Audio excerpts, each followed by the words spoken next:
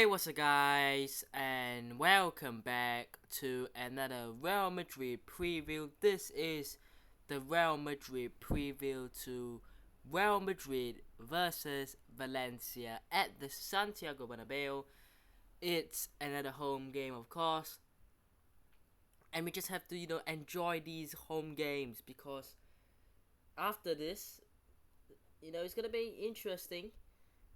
It's gonna be a bit of mixture. You're gonna have, Cadiz away. You're gonna have Napoli and Granada at home. You're gonna have Real Betis and Union Berlin away. You're gonna have Villarreal home and Alaves away. And those are the games for this year, the end of this year, and then we move into the new year. So definitely a game here that we look to pick up 3 points. And we have to bounce back after what happened against Rayo Vallecano at home. We have to bounce back. We'll talk more about our rivals. Girona. We'll talk about Atletico Madrid. We'll talk about Barcelona and their fixtures later on. But as this is a Real Madrid preview, let's get things started with Real Madrid's form, shall we? Coming to this game. Yeah. A pretty solid win over Braga, 3-0. And then, like I said, a pretty great performance, our best performance this season against Rayo Vallecano. We just couldn't find the back of the net. And what I have figured, and I think what a lot of Real Madrid fans have managed to figure out and managed to kind of tell in the last, few weeks, certainly the last week, right, is that the performances are getting better. The way we are playing is better. But the problem here is the striker.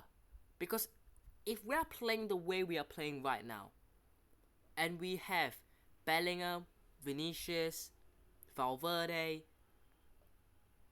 these players playing at their best, and then we have a striker, we have a proper striker who can finish every chance, who can finish and score 30 goals a season, 35 goals, right? If we have a striker who can do that, this team, this starting 11 would be one of the best in the world. Put Harry Kane in this team, for example. If you put a Harry Kane in this Real Madrid team, if you put an Erling Haaland in this Real Madrid team, even if you put Kylian Mbappe in this team, any one of those players would make this team one of, if not the best team in Europe. Because this team is pretty good. The starting 11 is pretty good. The defense is alright. The keepers, of course, with injuries now. We'll get on to that. The midfield, we've got Camavinga, Valverde, Bellingham, Tchouaméni, who's out, but we still have him. We still have Modric and Kroos at the moment, so that's perfect. The front line, of course, Vinicius, Rodrigo, but the problem is striker. And I'm just thinking to myself, if in the summer we had tried to sign Harry Kane, or we had signed any other top striker, what this team would have been able to achieve. Now, I'm not saying that we are not going to achieve anything. I'm not saying that. But the likelihood of us winning the Champions League is low.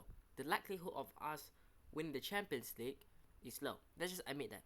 La Liga, okay, it's higher. It's a higher percentage because the teams are less competitive. There are less teams in it. But you never know.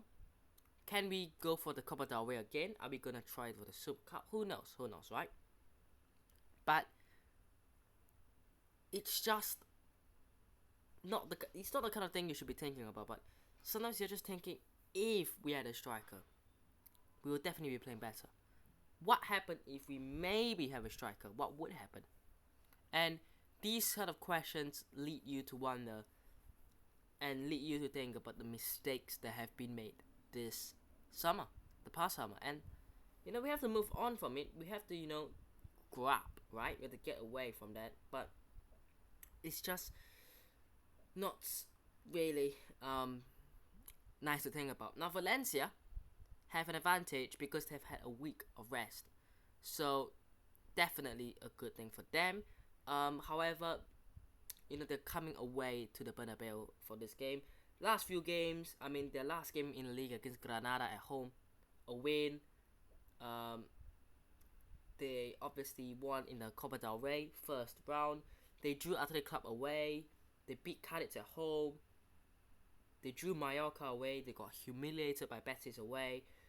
They lost to Real Sociedad at home. That kind of tells you the story. They're sitting pretty decent. They're sitting in 8th. Last season they finished 16th. So this season they're making improvements. They're in 8th. They're fighting with, realistically, Real Sociedad and Real Betis for the top 7, top 6. So they're definitely a top 8 team. Let's make that clear. They're definitely a team that fight. They're going to fight for Europe. But this is not a Valencia team that, if you remember, the Valencia team with Gamero, Rodrigo, Parejo, back in the days in the Champions League, and that was only 4 or 5 years ago, really. But this is no longer that period of time.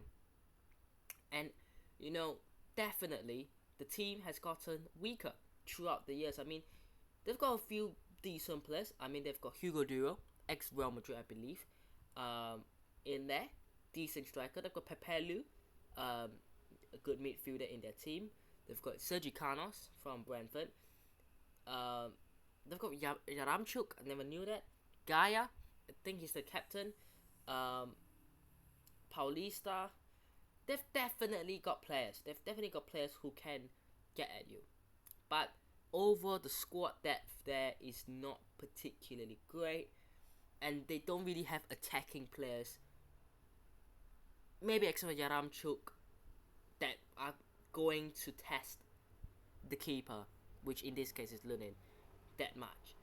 So you have to really think that Real Madrid have to be favourites and have to get a result coming to this game. But let's talk about the starting 11 that Real Madrid are probably going to put. Now, goalkeeper Lunin comes in. Why? Let me get the exact details, because I don't want to get anything wrong.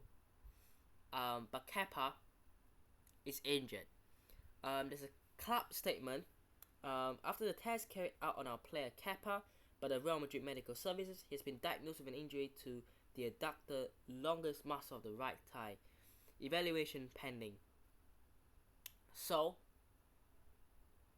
that means that he's probably not going to play. And that kind of injury, I can safely say, is probably going to rule him out for about 6 to 8 weeks, minimally. I can't see him coming back in the next 3-4 weeks, really. And yeah, he's probably going to be back at the New Year, during the New Year's time. So that's a shame, because guess what? We had Courtois, main keeper, he's injured. We brought in Kepa, came in, has played really, really well so far. He's now injured. Lunin played well against Braga, let's give him that. And now he's back in the starting 11. So I'm not trying to, disrespect anything, but I'm just saying, look at what is going on for injuries. Like Courtois, Kepa, we've seen Alaba get injured. We've seen Vinicius Jr. get injured. Tchouaméni is injured. Militao is injured. I mean, we are having... Ceballos is still injured. I mean, Ceballos was injured at the start of the season. He came back around September. And then he's nowhere to be seen. I have no idea what happened to Dani Ceballos. Literally, what has happened? But Lunin's placing goal. I mean, he has to. There's no one else. Literally, he's the only keeper. Backline. Against Braga, it was Mendy, Nacho, Rudiger, and Lucas Vazquez. That changes. Main back four. Fran Garcia had good rest. He did come on, but still good rest. Alaba had great rest. Carvajal had good rest. Rudiger, I mean, look, it's Rudiger or it's Nacho. I mean, I don't really rule out seeing Alaba and Nacho. I think you could see that. And don't be surprised if you see Rudiger and Nacho. Or Alaba and Nacho, sorry. But, yeah, I think Alaba plays. I'm not sure if it's Rudiger or if it's Nacho.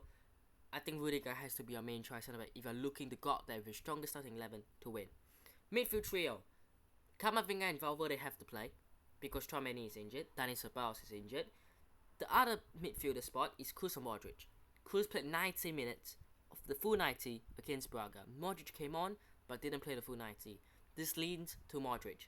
And this is what I think Ancelotti is going to do. Because right now, he's probably going to play Modric for a game, Kroos for a game, Modric for a game, Kroos for a game, and just keep rotating between the two until Tchouaméni comes back, until Dani Ceballos eventually comes back to get the squad depth in the midfield again. Front three, Jude Bellingham in the 10.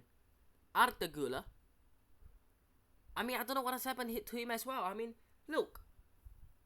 He came back on the bench. He was in the squad for the first time this season. Against Valencia. He didn't play. Right? We thought he might have been, you know what, let him slowly get back into it. Against Braga, he didn't play. And I was saying to myself again, look, let him slowly get back into the algorithm. And I'm like, maybe give him 10 minutes against Braga. But you know what, it's fine. And I'm thinking to myself now, you know what, against Valencia, he's not going to start. But maybe in the last 10 minutes he could come on. Suddenly, he has a reoccurrence of the same injury. And he's experiencing, basically, the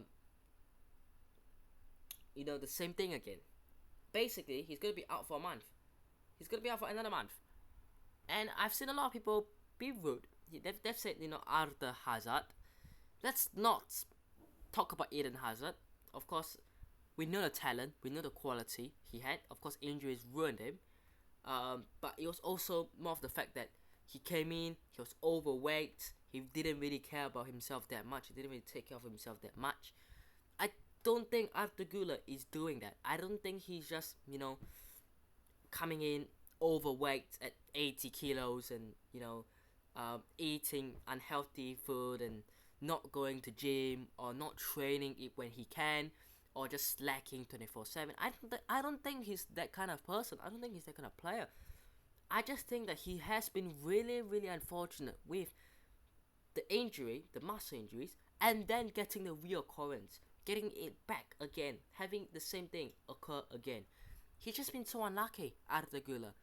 I want to see, I think a lot of Real Madrid fans as well want to see Arda Güler play. They want to see him start the game. They want to see him at least play 20-25 minutes a game now. And he's going to be off another month. I mean, gosh. Front two, Vinicius Jr., Rodrigo. No one else. No one else. Could Jose Lu play? Possibly. Not for me, personally. So that will be my starting 11. Prediction. I'm going to say 2-0 Real Madrid. I think Lunin keeps a clean sheet like he did against Braga. I think he gets a good performance. I think the defense should be alright. I'm leaning on Vinicius Jr. and Bellingham to score the goals. I mean, realistically, where are our threats going to come from? So I'm going to say 2-0. A respectable score. Last season when we played them at home, I think it was around February, if I'm not wrong. It was 2-0. So, yeah. Not too bad, but I hope you guys have enjoyed today's video. Hit that mistake, subscribe to just on already, and I'll see you guys in the next one. Peace.